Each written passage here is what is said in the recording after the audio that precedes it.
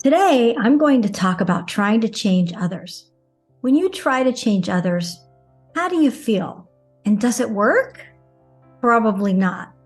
Lou Holtz says, "You are not responsible for the behavior of others. You are responsible for your own behavior."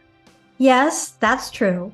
And one of the most difficult and important lessons I've learned is that we can't change another person, no matter how much we try. Attempting to change others is stressful and can lead to resentment, disappointment, and frustration. And changing someone is actually not our responsibility because it's up to each person to take responsibility for their own decisions and actions. Spending time attempting to change others can have a negative impact on your own mental and physical health, especially if you yourself suffer from anxiety or depression. When our focus is on trying to change others, it can become overwhelming, which can worsen anxiety and make it even more of a challenge to practice our own self-care. Neglecting self-care can have negative consequences on our health. Sometimes we attempt to change others as a way to boost our self-esteem, or because of insecurities, or to compensate for feelings of inadequacy. If we have no direction or are dissatisfied with our own lives, it's much easier to try and change someone else rather than dealing with our own issues and fixing ourselves. When we focus on trying to change or control others, we may not even realize that it's happening. So maybe it's time to step back and look at why this could be happening. Are you unfulfilled or unproductive in your own life? And if so, why do you think you're so unfulfilled or unproductive? What are you afraid of? What's the motivation for attempting to change others? Are you concerned about their well-being or trying to meet your own desires? Do your relationships with others suffer because you're trying to control them? And what would happen if you stopped? How can you focus on accepting people as they are while setting healthy boundaries and protecting your own well-being? Allowing others to make their own choices is a great way to show respect. So are you willing to accept this person the way they are, even if they have no intention of changing? If not, what will happen if you continue the need to change them? Take some time to reflect on your behavior by answering the questions and see if anything surfaces for you. One way to know if you're changing or controlling someone is if you use the words should or shouldn't. I used to try to convince my husband that he shouldn't be spending hours playing computer games, or that a friend should stop eating sugar, or that my mom should have exercised more, or my dad should have eaten better. All it did was cause stress and disappointment. Trying to change someone else, as I've said before, is exhausting.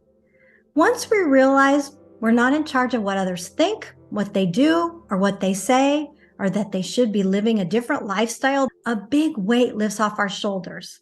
And it's not our responsibility for how they choose to live their lives. It's theirs. The minute I start ruminating about how others need to change to do what I do, whether it's following a plant-based diet, exercising daily, starting a podcast, or keeping a clutter-free home, it causes stress, fear, and anxiety. For me, sometimes I still catch myself in the should and shouldn't game, wishing people were different. But now at least I have an awareness. And when I catch myself, I do my best to redirect that same energy to focus on my own self-care. To help prioritize that needed self-care, I'm going to share 13 ideas that have helped me when I start heading in the wrong direction. Ready? Number 1. Engage in physical activity by joining a gym and doing strength training, taking an exercise class, or doing some cardio machines. You can also work out at home if you have exercise equipment at home. You can also go outside and take walks or start swimming, dancing, or any other physical activity that sounds fun to you. I personally alternate doing strength training, cardio machines, floor and core, and use my Pilates reformer and take walks. Early morning exercise is a great way to start the day. Number 2, sit quietly each day and practice mindfulness or meditation to observe your thoughts. I started doing this not long ago, And my personal favorite is the Calm app, or the same Calm app in YouTube. I do it every day immediately after I exercise. Number 3, socialize with friends by meeting them for coffee or a meal or maybe even a walk once or twice a week. It's important to have meaningful connections and positive, balanced conversations with like-minded friends. I love meeting my friends and laughing and talking about personal growth books and podcasts and a lot of woo-woo stuff. Number 4, write what you're grateful for in a hard copy journal or in a journal app. If you want to know more about all the different types of journals, and there are many of them, go to focusyourtime.com/journaling. I'm grateful for doing this podcast. Number 5, find different ways to relax by getting lost in a good book, or maybe sipping tea, taking a nap or a warm bath, or catching up on your favorite streaming series. We've been addicted to Schitt's Creek, and I just started season 5. Well, actually, it's not me, it's me and Mark. We just started season 5, and what a great show. I mean, I feel like we're part of their family now because we're watching it every single day, 2 or 3 episodes a day. It's hilarious. Number 6, focus on healthy eating by learning some new recipes, cleaning out the pantry, and assembling and cooking new brain-healthy foods. I personally have a fabulous relationship with my Instant Pot. Number 7, get creative by drawing, writing, painting, or crafting. This definitely will keep you present and in the moment. I know when I spend time writing or recording and editing podcasts, I'm so focused that the time just flies by. Number 8, find the joy in the moment and practice mindfulness in everyday tasks like brushing your teeth, washing the dishes, or doing laundry. Being fully present keeps us engaged in the task at hand rather than being distracted by worries, regrets, or anxieties, or trying to control others. Number 9, spend time in nature. It's a great way to reduce stress. Go for a hike by yourself or with a friend and take in the beauty by listening to all the birds and nature sounds. Number 10, treat your brain by learning a new skill, by attending a workshop or taking a class in person or online. Number 11, write down something you could improve upon and describe the steps to make it happen.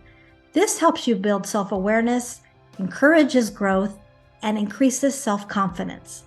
Number 12, create a list of things you've done well in the last 24 hours.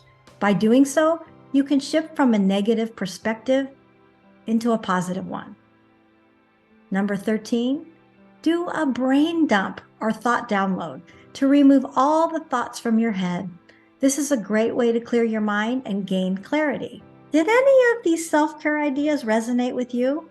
I hope so.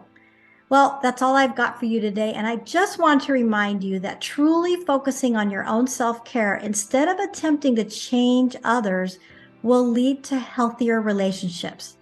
It's an ongoing process and takes time to figure out what you like and what works best for you. See you next week.